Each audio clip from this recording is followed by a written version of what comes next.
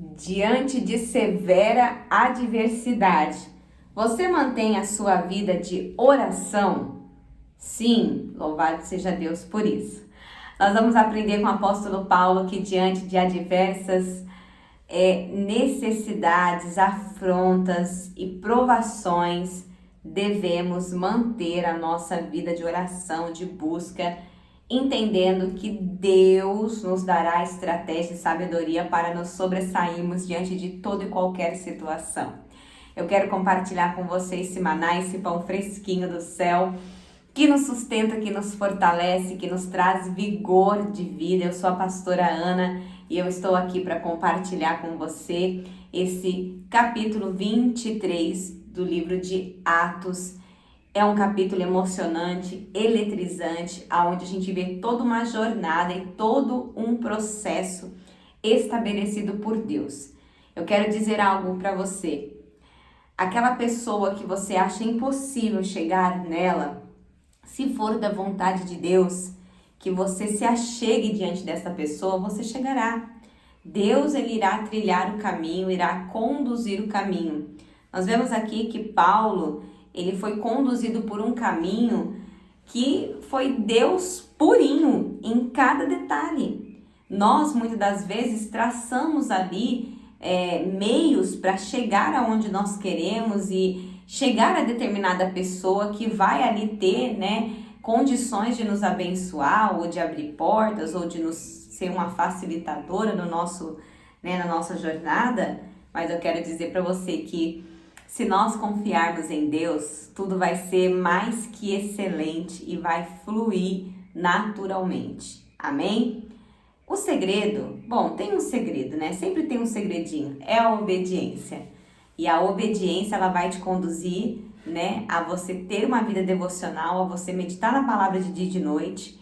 E é um trabalho de formiguinha, mas o resultado é de um gigante. Amém? Então vamos lá. A fé vem pelo ouvir e ouvir a palavra. Amém? Soberano Deus, eterno Pai, glorificado e exaltado és o teu santo nome. Fala, Senhor, poderosamente ao meu coração, aos nossos corações. Revela a nós o que há nas entrelinhas, é o que eu oro e já te agradeço em nome de Jesus. Amém. E graças a Deus, aleluias. Fitando Paulo os olhos no sinédrio, disse: varões, irmãos, tenho andado diante de Deus com toda boa consciência, até o dia de hoje. Mas o sumo sacerdote Ananias mandou aos que estavam perto dele que lhe batessem na boca. Então lhe disse Paulo: Deus há de ferir-te, parede branqueada. Tu estás aí sentado para julgar-me segundo a lei e contra a lei mandas agredir-me? Os que estavam a seu lado disseram: estás injuriando o sumo sacerdote de Deus? Respondeu Paulo: não sabia, irmãos, que ele é sumo sacerdote, porque está escrito: não falarás mal de nenhuma autoridade do seu povo. Sabendo Paulo que uma parte do sinédrio se compunha de saduceus e outra de fariseus, exclamou: varões, irmãos, eu sou fariseu, filho de fariseus. No tocante à esperança e à ressurreição dos mortos, sou julgado. Ditas estas palavras, levantou-se grande dissensão entre fariseus e saduceus, e a multidão se dividiu. Pois os saduceus declaram não haver ressurreição, nem anjo, nem espírito, ao passo que os fariseus admitem todas estas coisas. Houve, pois, grande vozearia, e levantando-se alguns escribas da parte dos fariseus, contendiam, dizendo: não achamos neste homem mal algum. E será que algum espírito ou anjo lhe tenha falado? Tomando vulto a Celeuma, temendo o comandante que fosse Paulo espedaçado por eles, mandou descer a guarda para que retirassem dali e o levassem para a fortaleza. Na noite seguinte, o Senhor, pondo-se ao lado, disse: coragem, pois do modo porque deste testemunho a meu respeito em Jerusalém, assim importa que também o faças em Roma. Quando amanheceu, os judeus se reuniram e sobre anátema juraram que não haviam de comer nem beber enquanto não matassem Paulo. Eram mais de 40 os que entraram nesta conspirata. Estes, indo ter com os principais sacerdotes e anciões, disseram: juramos, sob pena de anátema, não comer coisa alguma, enquanto não matarmos Paulo.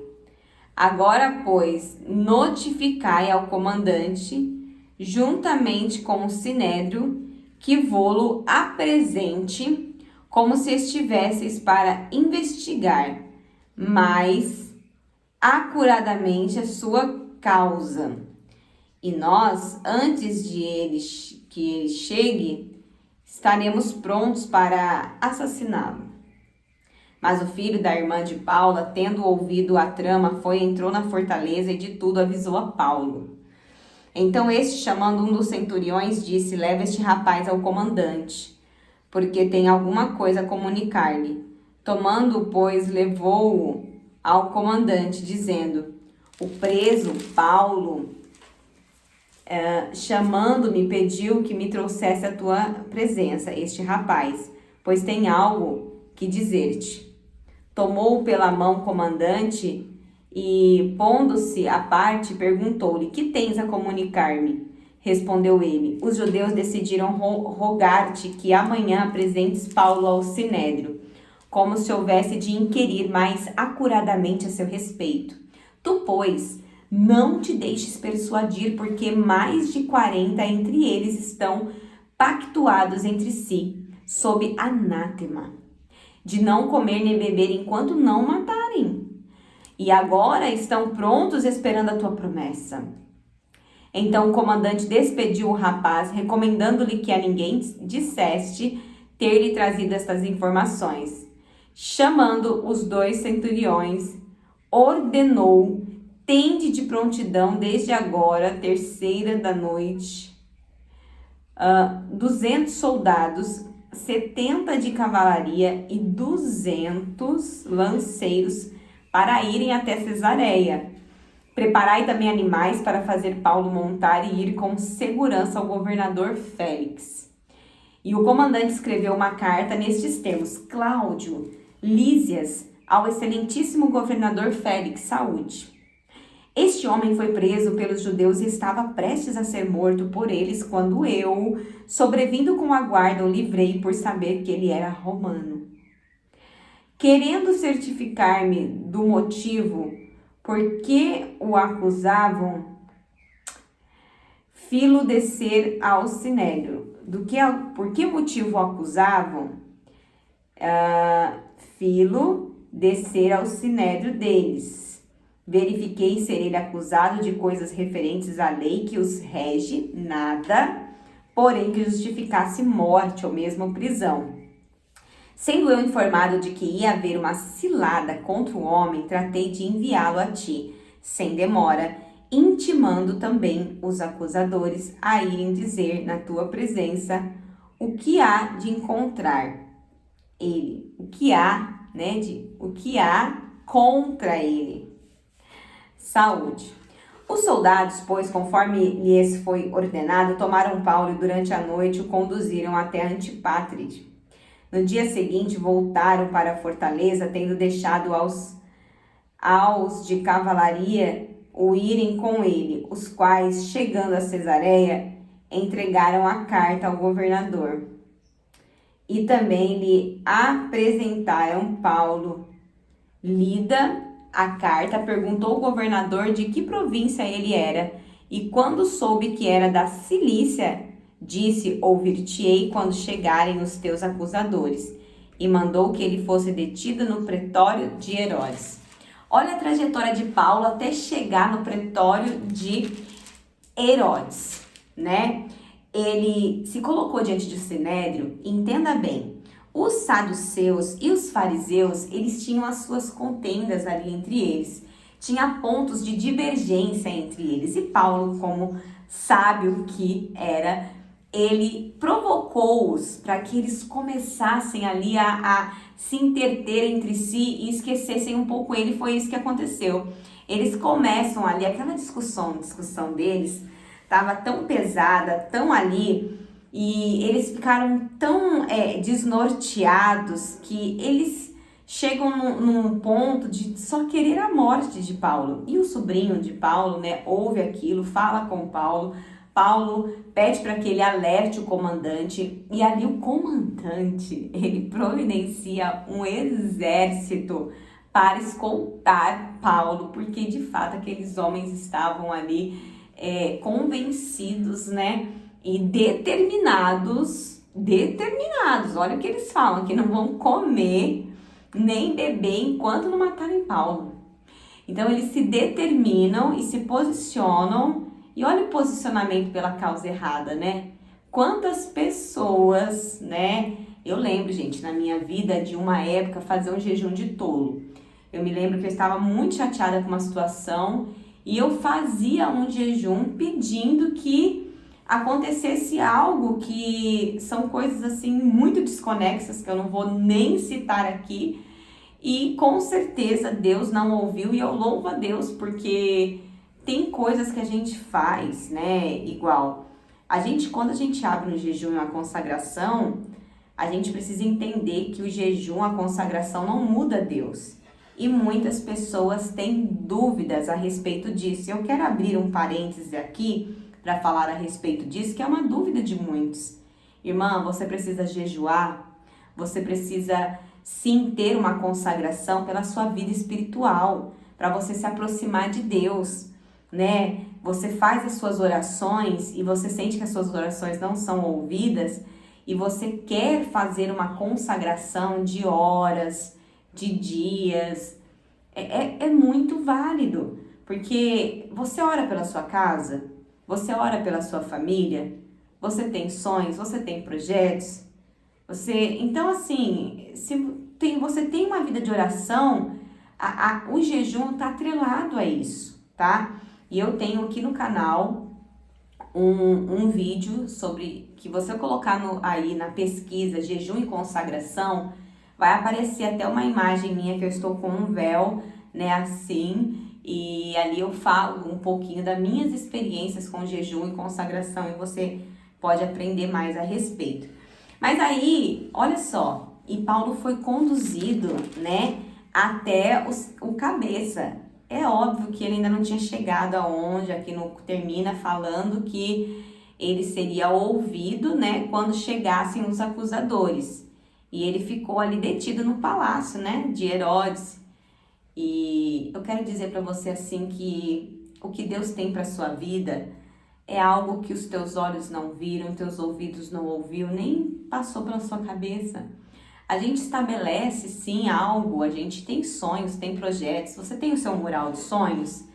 A gente fez o mural de sonhos, eu e meu esposo, um ano, e colocamos palavras, né? Agora esse ano ele já imprimiu algumas imagens e eu também vou imprimir algumas imagens e a gente vai fazer com imagens o nosso painel dos sonhos.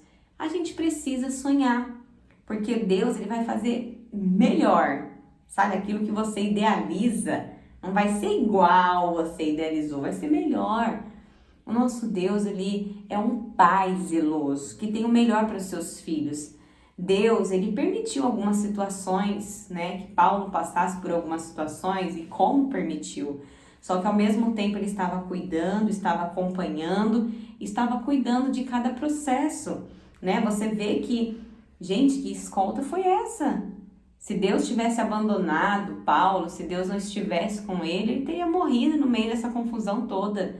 Mas havia um propósito, né? E o propósito ainda não havia se cumprido. E pelo que a gente percebe, estava longe de se cumprir.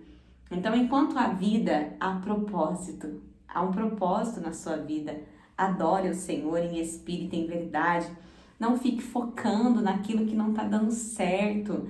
sabe? A gente se sabota o tempo todo pensando no que não está acontecendo, mas começa a transicionar sua mente no que é bom, no que é perfeito, no que é agradável, né? Talvez Deus ele te conduziu, te levou para outra cidade, te conduziu para, né, te deu a oportunidade de ter uma família. Muitas pessoas elas querem ser pai, não podem, querem ser mãe, não podem, querem ter uma família e não tem, quer ter um parceiro, uma parceira que apoie, que lute, né, ali, que viva a vida ao seu lado. E talvez você tenha tantas coisas e não está conseguindo enxergar, porque está cego diante da adversidade, mas não permita que a adversidade te cegue.